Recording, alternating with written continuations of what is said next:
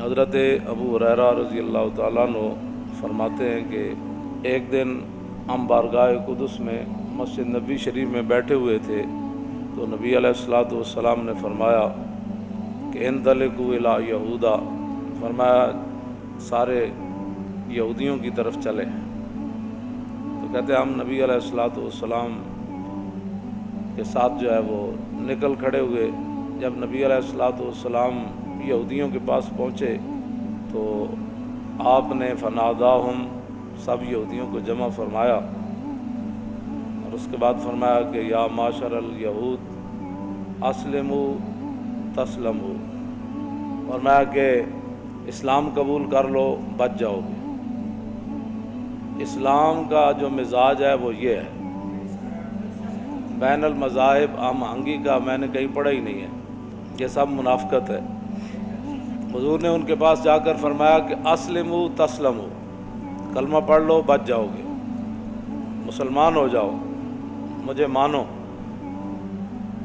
تو آگے پھر انہوں نے کہا فقالوا قد بلغت یا ابا القاسم، انہوں نے کہا کہ جی آپ نے تو ہمیں تبلیغ فرما دی ہے، یعنی ان کا آگے متکبرانہ لہجہ تھا۔ نبی علیہ الصلوۃ والسلام نے فقال لهم رسول اللہ، پھر دوبارہ حضور نے فرمایا اسلموا تسلموا، فرمایا کان کھول کر سنو، کلمہ پڑھ لو بچ جاؤ گے۔ دوبارہ حضور نے ارشاد فرمایا۔ پھر انہوں نے آگے سے کہا فقالوا قد بلغت یا ابا القاسم، پھر انہوں نے یہی بات کی تو نبی علیہ الصلوۃ والسلام نے تیسری مرتبہ فرمایا کہ کلمہ پڑھ لو بچ جاؤ گے، اور یہ بھی کان کھول کر سنو اعلموا انما الارض للہ ولرسولہ وانی ارید اجلیکم من هذه الارض۔ نبی علیہ الصلوۃ والسلام نے فرمایا کہ میں تمہیں یہ کہہ رہا ہوں کہ کلمہ پڑھ لو بچ جاؤ گے، اور یہ بھی کان کھول کر سنو کہ یہ زمین اللہ اور اس کے رسول کی ہے۔ بس اتنی بات۔ اور فرمایا کہ میں نے یہ فیصلہ کر لیا ہے کہ میں نے تمہیں مدینہ پاک سے جلا وطن کر دینا ہے، نکال دینا ہے تمہیں یہاں سے۔ یہ ہے اسلام کا مزاج، وہ بھی ٹھیک، وہ بھی ٹھیک، وہ بھی ٹھیک، وہ بھی ٹھیک۔ اقبال کہتا کہ در غلامی عشق و مذہب را فراق، آنگبین زندگانی بد مزاج۔ اقبال کہتا ہے کہ جب قومیں کسی کی غلام ہو جائیں نا، غلام ہو جائیں، غلامی، اور غلامی صرف یہی نہیں ہے کہ بھائی غیروں کی غلامی کے بڑے طریقے ہیں۔ اقبال کہتا ہے جب غیروں کی قومیں غلام ہو جائیں تو پھر ان کا عشق اور مذہب جدا جدا ہو جائے۔ بالکل وہی طریقہ ہوتا ہے جب نبی علیہ الصلوۃ والسلام غزوہ تبوک کے لیے تشریف لے جا رہے تھے تو منافق اس وقت مسجد بنا رہے تھے۔ پھر منافق کا پھر اپنا ایک مزاج ہوتا ہے، چھوڑو جی یہ کیا طریقہ ہے، امن سے رہو، کسی سے چھیڑنے کی کیا ضرورت ہے، جتھے کوئی لگیا لگے ہی رہن دو۔ تو پھر یہودی مدینہ پاک رہ رہے سن، جتھے لگے سن لگے ہی سن۔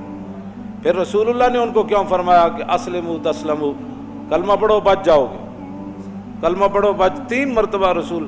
اور آپ نے فرمایا کہ یہ تو تمہیں گھمنڈ ہے نا کہ یہ تم نے یہاں رہتے ہو، تو فرمایا یہ زمین اللہ اور اس کے رسول کی ہے اور میں نے تمہیں یہاں سے نکال دینا ہے۔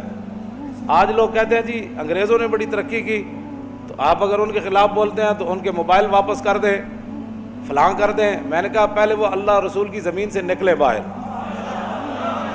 دفع ہو جائے۔ جب وہ اللہ رسول کی زمین ہمیں واپس کر دیں گے تو ہم ان کے موبائل بھی واپس کر دیں گے۔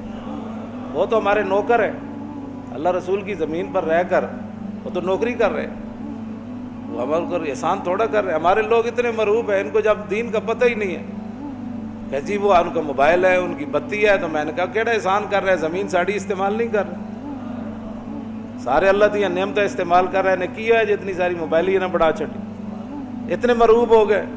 اور ہمارے لوگ، اقبال کہتا ہے نہ کر افرنگ کا اندازہ اس کی تابناکی سے کہ بجلی کے چراغوں سے ہے اس جوہر کی براق۔ فریاد ز افرنگ و دل آویزی افرنگ، فریاد ز شیرینی و پرویزی افرنگ، عالم ہما ویرانہ از چنگیزی افرنگ، معمار حرم باز بتا میر جہاں خیز، از خواب گراں خواب گراں خواب گراں از خواب گراں خیز۔ تو ہمارے لوگ ان کی لنڈا سائنس جو استعمال کرتے ہیں، کپڑے جس طرح یہ لنڈے کے استعمال کرتے ہیں نا، سائنس بھی ان کی لنڈے کی استعمال کر. خود اٹھیں. اقبال تو کہہ گیا بس بھائی بڑا سو چکا, اٹھ خواب کرا از خواب کا, اٹھ بڑی ہو چکی اب تو بہت سو چکا. باقی رہ گیا انگریز اور فرنگی, یہ تو چنگیز خان اور ہلاکو خان سے بھی بڑے ظالم لوگ ہیں. نقطہ گو نمی گنجن در سخن یک جہاں آشوب یک گیتی فتن. اقبال کہتا ہے میں وہاں دیکھ کر آیا ہوں, وہاں جو مسلمانوں کے خلاف فتنے سوچے جاتے ہیں نا اور سازشیں تیار کی جاتی ہیں, کہتا ہے ان کو احاطہ تحریر میں نہیں لایا جا سکتا, ان کو لکھا نہیں جا سکتا, لیکن ان کی سازشوں اور ان کے جتنے بھی وہ گندے معاملات ہیں ان کے ذریعے سارا زمانہ اور پوری دنیا کو وہ تہ و بالا کر کے رکھ دیتے ہیں. یک جہاں شوب و یک گیتی فتن. اقبال کہندا پورے جہان نو تباہ کر دے دے اتھے جڑے فتنے تسی ویکھ نہیں رہے کتھوں چلیا اور کتھے تک امریکہ جڑا او تہ و بالا کر دیا چلا گیا. اقبال تے پہلے بھی ایک گل کر گیا از فریب او اگر خواہی اما اشتران اشراز حود خود براں. اقبال کہتا اگر امت مسلمہ چاہتی ہے کہ فرنگیوں کے فتنوں سے اور ان کی سازشوں سے اور ان کے جتنے بھی کارنامے ہیں گندے ان سے بچنا چاہتی ہے تو پھر ایک ہی طریقہ ہے, اور ان کے اونٹوں کو اپنے حوض پر پانی نہیں پینے دینا. میں کہا اقبال آج تو ہوتا تو تجھے پتہ چلتا نا, پانی تو درکنار, انہوں نے وہ ان کے اونٹ تو اپنے قلعے پر باندھ لیے, اپنے قلعے تے بدے ہوئے انہوں نے اٹھ, ہاں فرنگی اٹھ انہیں تو کیسی ہے نا انہوں نے اٹھا نو اپنے حوض تو پانی نہیں پین دینا. اگر تسی چاہتے ہو کہ تسی انہوں نے فتنے کو محفوظ رکھو رہو تو میں کہا اقبال آج زندہ ہوندہ تو اسی انہوں نے کھاندے ویک کیڑا کیڑا اٹھ کیڑے کیڑے قلعے تے بند گئے نکلے. ہاں پانی تو درکنار ہے, اس لیے امت مسلمہ جو ہے وہ زوال کا شکار ہے اور ان کے فتنوں کے اندر مبتلا ہے, اور پھر ان کی باتیں ہمیں سناتے ہیں کہ جی وہ یہ ہے وہ کیا بھائی ترقی کی جو حرام حلال کو نہ پہچان سکے, انہوں نے کیا ہمیں کیا سبق دینے ہیں, وہ تو ہے ہی خسارے میں جن کو قرآن کہتا ہے والعصر ان الانسان لفی خسر.